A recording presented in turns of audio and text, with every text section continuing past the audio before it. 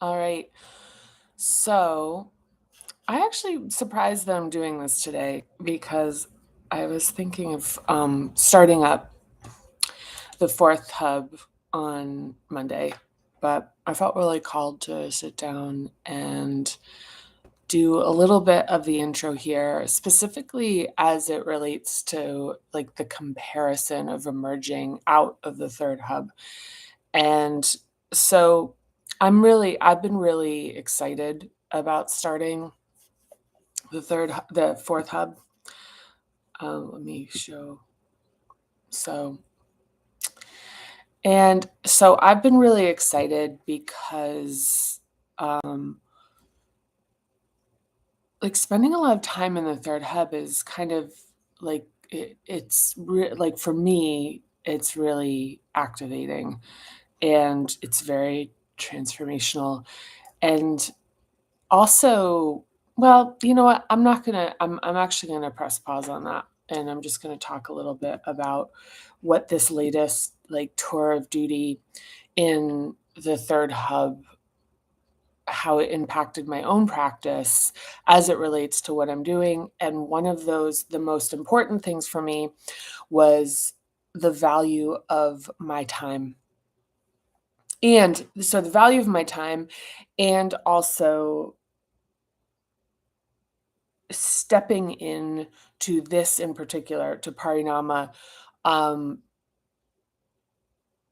taking a stronger position on it, in terms of the amount of work that I've put into it, in terms of like my like purchase of the subject matter, like relative to others. So it's even, I think some of the experiences I was having working with people over these last couple months is that it's really finding that, it's like we talk about hierarchies, it's really finding that right level of like a truly genuine respect for another person's process, but also um,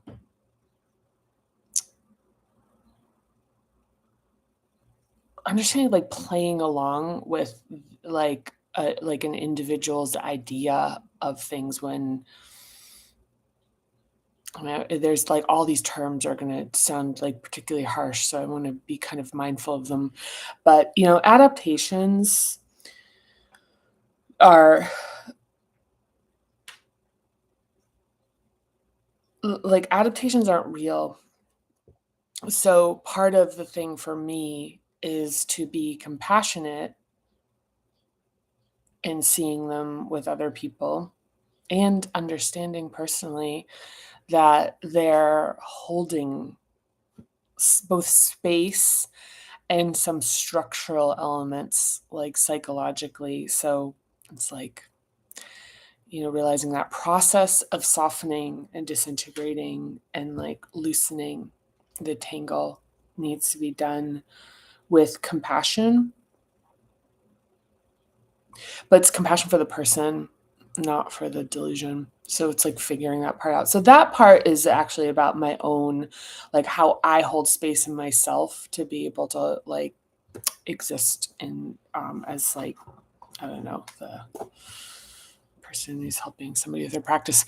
So I don't know how long I'm gonna make it on this because once again I'm like there's just something I'm not feeling like super in flow right now. But so yeah, and also valuing my time. That's something where and that's that even along with the progress of working on something where you're figuring out how to build it, that's part of how it works is that you listen to everybody and then you little by little kind of winnow it down, to figure out where you want to be investing your energy and developing your thing. So that's a thing. Okay, so I want to show this. So I don't like the one thing I want to um, possibly spend just a minute of time on here is that it's the transition from the third hub to the fourth hub is like what we see here, doop, boop, boop, boop, is where this physical location exists. And this is specifically for the somatic aspect of the practice. And even when we get into the exercises later on in chapter 11, part of what we do is we're actually feeling out the physicality of the different hubs as it helps even to kind of like diagnose and assess situations that are happening in real time in our lives to be able to arrive at like faster abilities to like take action by first really coming into an understanding of like where is this feeling arising, and then working with the hub from there. Sometimes there can be confusion, and this is one of those things where it's like, yeah. So yeah, I'm a little kind of not super in flow today, so bear with me.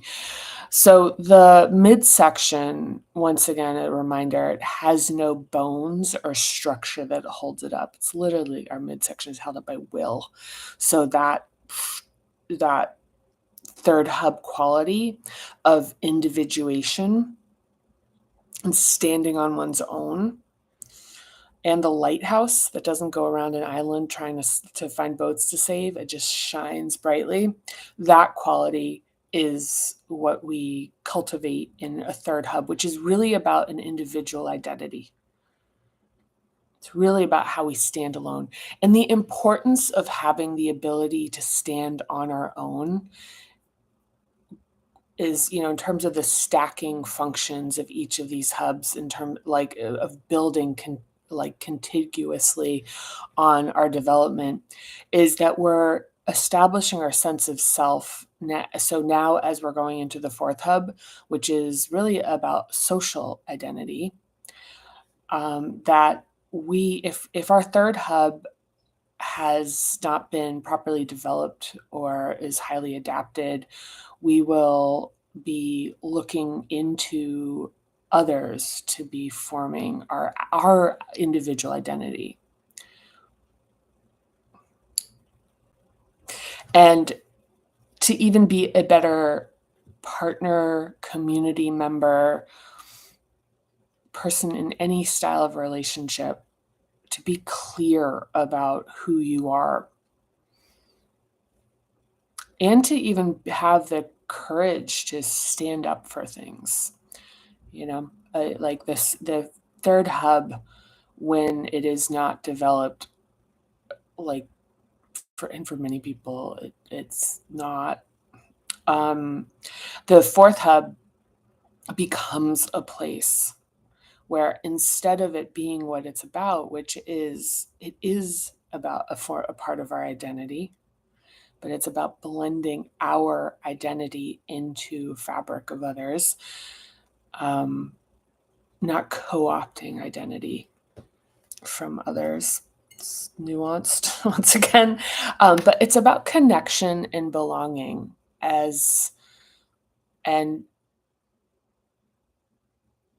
and the thing is that we'll get into as we explore the fourth hub is how loaded it is to have individual identity and social belonging. The development of these things, like so happen so closely together because we'll get into it.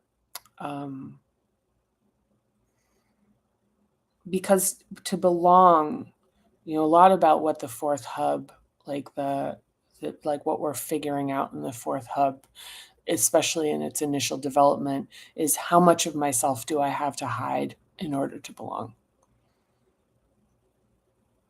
Very heavy notion. Very heavy. Like when people say, "Oh, when I was a kid, it was so simple." I'm like, you're not remembering correctly. I mean, the thing about leaving the home and wanting to make friends and fit in with people, I think the notion that folks have that there are people that don't suffer in this, like, it's like, oh, there's popular people or the, confident people or whatever. It's like, this is universal, is that people hide parts of themselves in order to not be shamed or embarrassed. And, when you think about like what popularity is, it's very likely like due to having like a stronger third hub, because it's like actually being able to like be a like stand as yourself in relative calm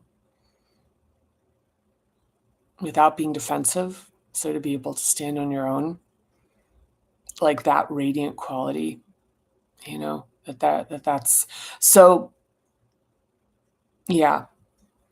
But without the third hub developed, or underdeveloped, or highly adapted, then the thing about belonging,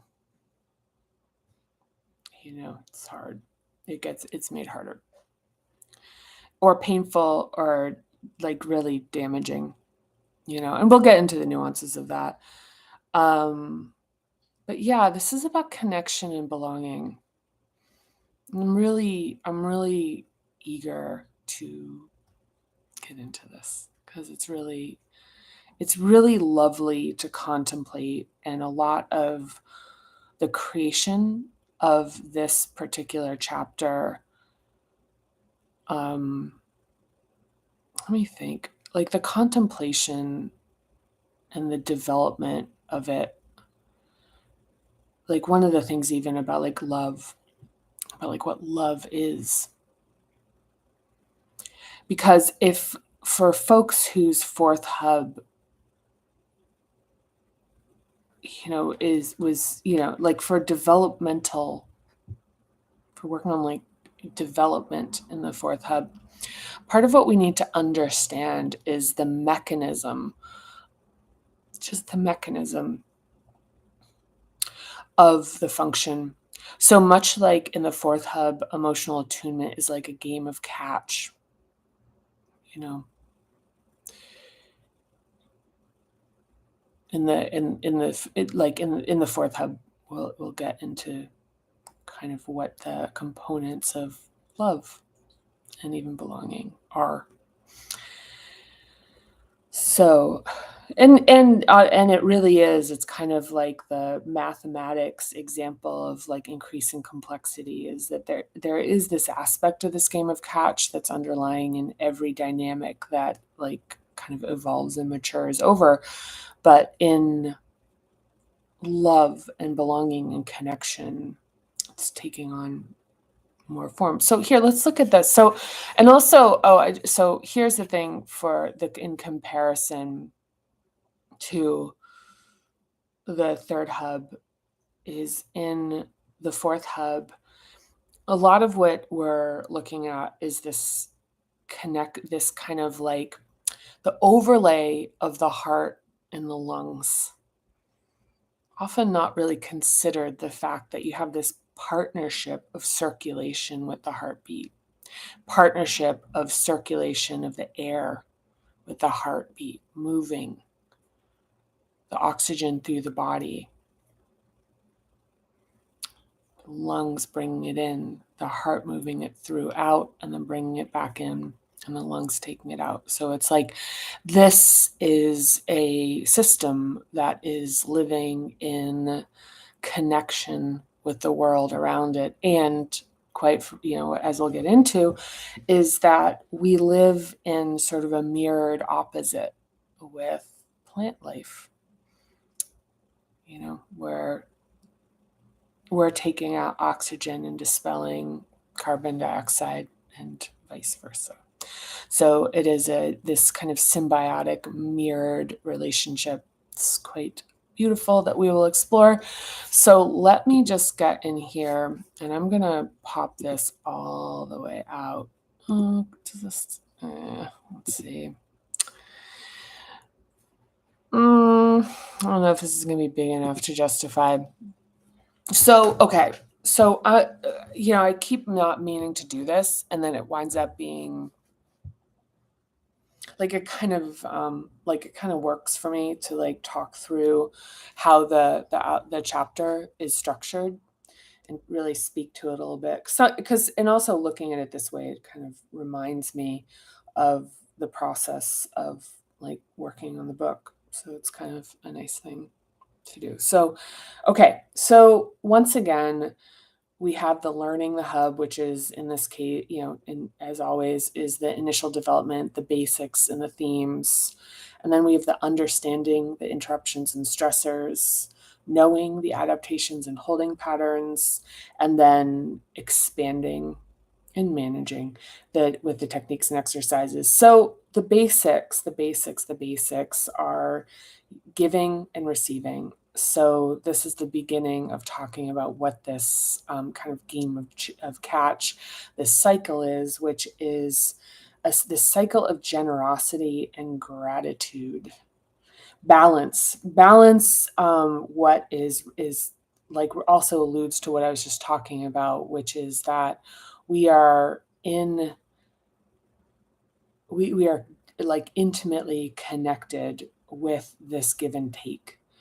So it's like we take in the oxygen and we give out the CO2. And then we're in relationship with the fact that plants are actually like taking in CO2 and giving out oxygen. And that balance of that relationship is, it's pretty profound. And just ultimately a foundation for love, that our very being is this deep love of presence.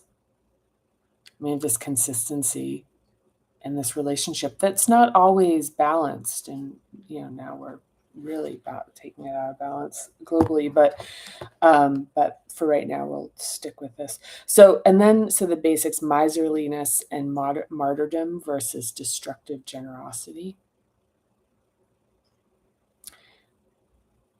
The next is devotion. Love is a verb.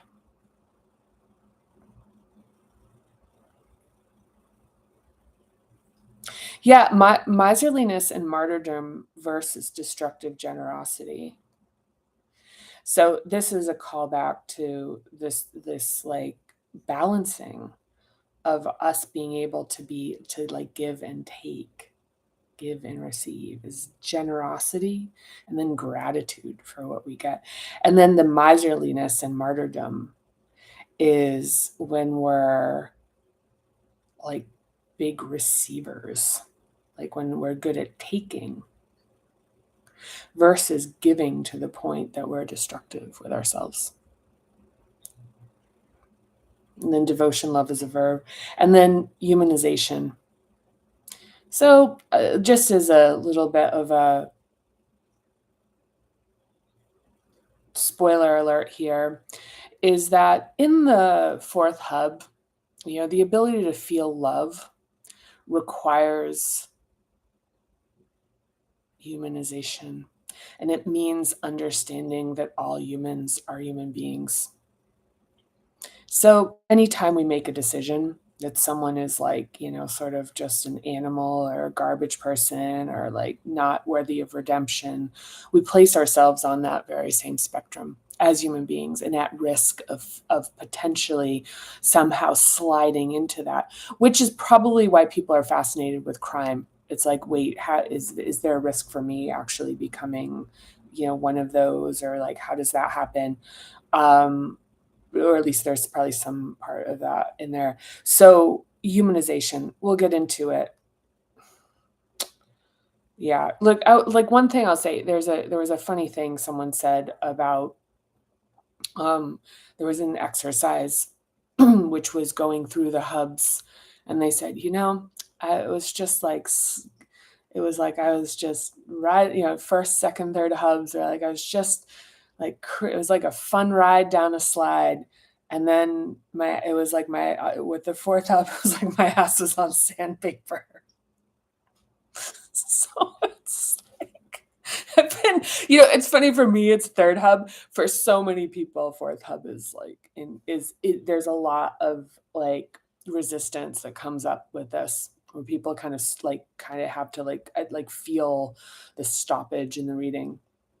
So themes: family, belonging with attachment styles, social belonging with personas and projection. That's a good chapter. Organizations, leaders versus managers, cultural belonging with anima and animus, intimate belonging with eros and thanatos, belonging to yourself versus self acceptance and self love.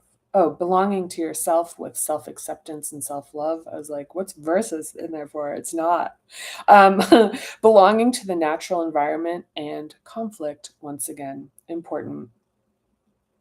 Important. I mean, I think there's like, one of the themes with Parinama is that this isn't about like, you know, you become happier by understanding how to manage the shadows and conflict and when it comes to being connected with people. Yeah. And also one of the things is being able to emotionally regulate, also really important. But I don't think that's in this book here as it relates to that. So there's that. Okay, so interruptions and stressors. So conditional love and acceptance. These are interruptions and stressors. You'll probably perfectionism, parents who don't know how to love, scorn, rejection and loss, and abuse.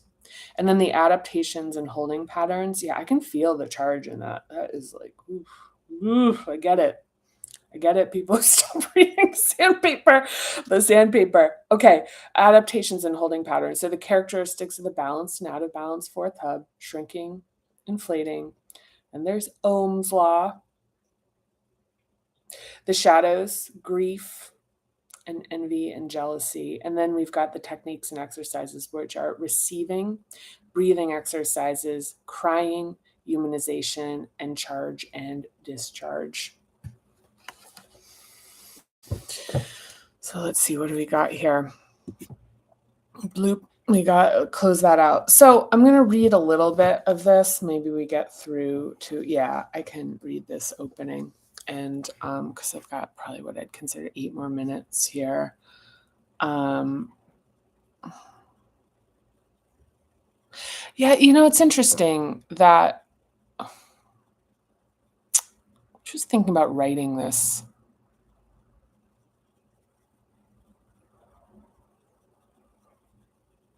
Yeah, I'm thinking about what it was like to write this and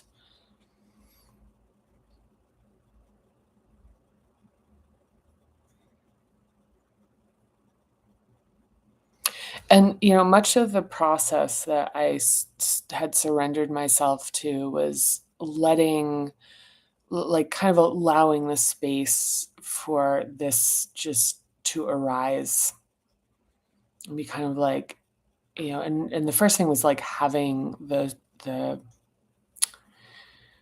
organizational structure of it so that, yeah, I like the compartments almost, and then and that took a long time to create that, a really long time, surprisingly. I have all the whiteboard big post-it papers someday if anybody wants to see them. How that got all worked through. So, okay, so chapter 7. Yeah, nothing really concrete is coming up. There's like a feeling, but I don't know how to put words to it. So, yeah, it's nice. It's interesting. So, chapter 7 is the fourth hub, connect. So, connection and balance. Yeah.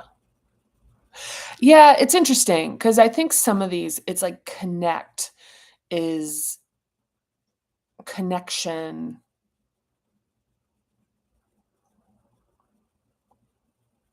Connection and balance are good at work because I was like, it should belong and be in there. I probably had made that decision a while ago, but anyway.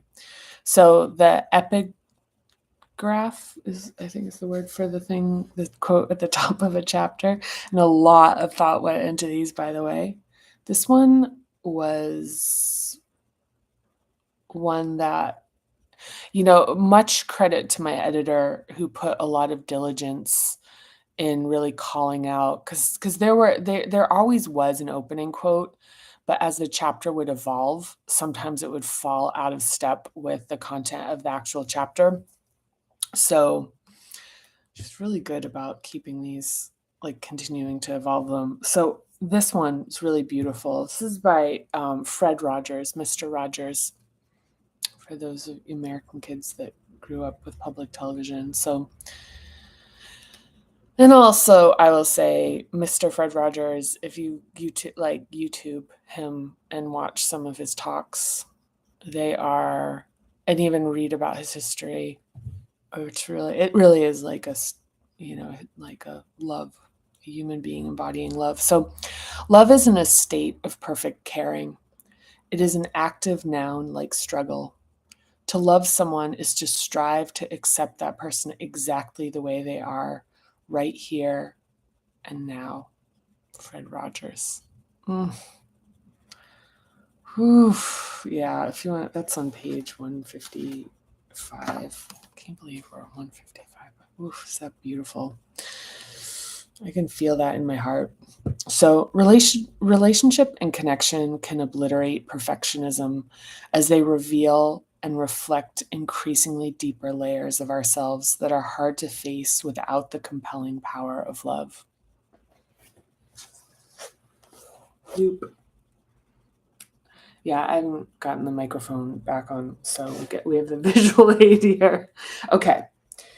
Let's see how much time we have. All right, I'm gonna have to rapidy on this. Okay, we are part of the natural world, and although nature is magnificent, fluctuating, adaptive, and cyclical, it's also imperfect and brutal in astonishing and sometimes epic ways. Perfection and purity exist in imagination and in brief moments that come and go. Even a so called perfect person poops, sweats, gets sick, ages, and dies. Even if perfection and purity were possible, achieving them wouldn't make us any more worthy of admiration, affection, and love than we already are. If we struggle with self worth, we likely have interruption or imbalance somewhere in the capacity to give or receive.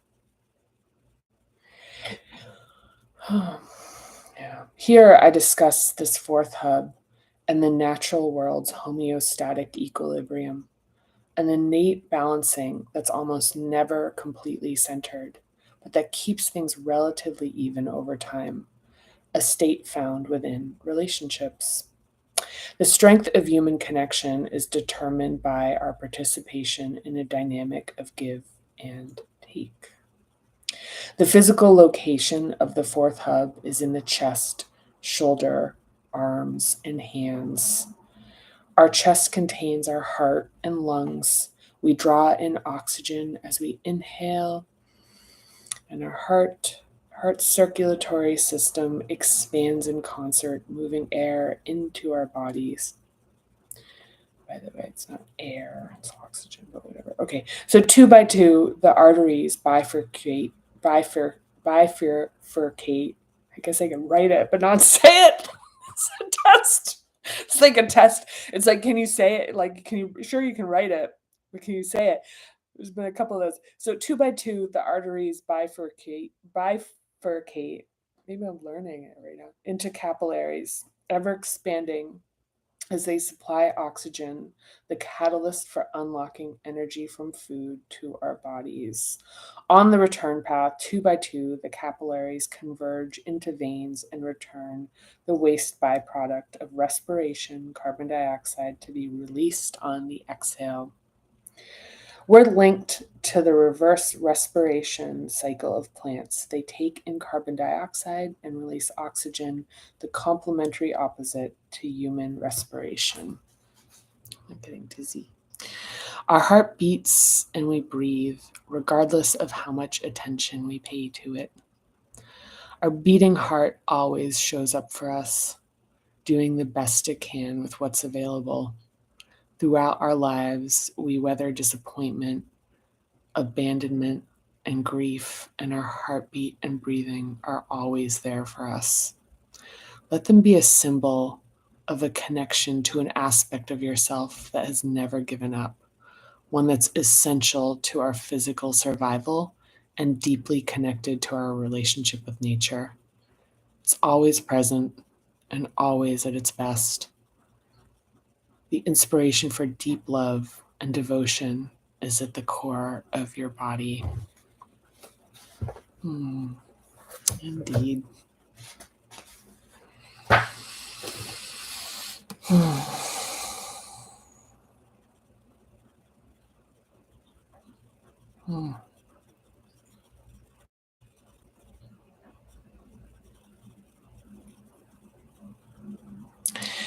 Yeah, it's really beautiful. I think that's a good place to just take a breath and just connect with yourself.